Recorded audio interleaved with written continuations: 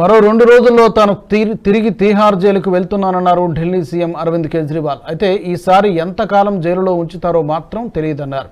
ఎన్నికల ప్రచారానికి సుప్రీంకోర్టు తనకు 21 రోజుల సమయం ఇచ్చిందని, అది ముగియడంతో తిరిగి తాను తీహార్ జైలుకు వెళ్తానని చెబుతూ ఓ వీడియో విడుదల చేశారు. నియంతృత్వం నుంచి దేశాన్ని రక్షించడానికి జైలుకు వెళుతున్నందుకు తాను గర్విస్తున్నట్లు తెలిపారు. జైల్లో ఉన్నప్పుడు తనను లొంగదీసుకునేందుకు ప్రయత్నించారని, కానీ వారి ప్రయత్నాలు ఫలించలేదన్నారు కేజ్రీవాల్.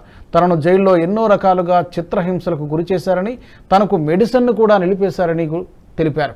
వారు ఎందుకు అలా చేశారో, వారికి ఏం కావాలో తనకు అర్థం కాలేదన్నారు. తాను జైలుకు వెళ్లే ముందు తన బరువు 70 కిలోలుండగా ఇప్పుడు 64 కిలోలకు వచ్చిందని, 6 కిలోలు తగ్గానని చెప్పారు కేజ్రీవాల్.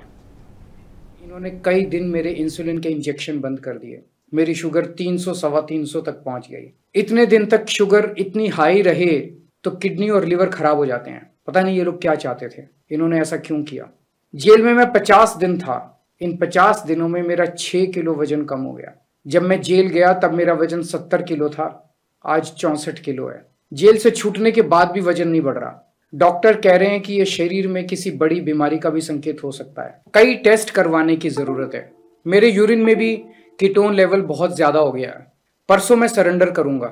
सरेंडर करने के लिए लगभग दोपहर 3 बजे अपने घर से निकलूंगा। हो सकता है ये इस बार मुझे और ज्यादा प्रताड़ित करें, लेकिन मैं झुकूंगा नहीं। आप अपना ख्याल रखना। मुझे जेल में आपकी बहुत चिंता रहती है। आप खुश रहेंगे तो आपका केजरीवाल भी खुश रहेगा। मैं बेशक आपके बीच नहीं होऊंगा, लेकिन आप चिंता मत करना, आपके सारे काम चलते रहेंगे।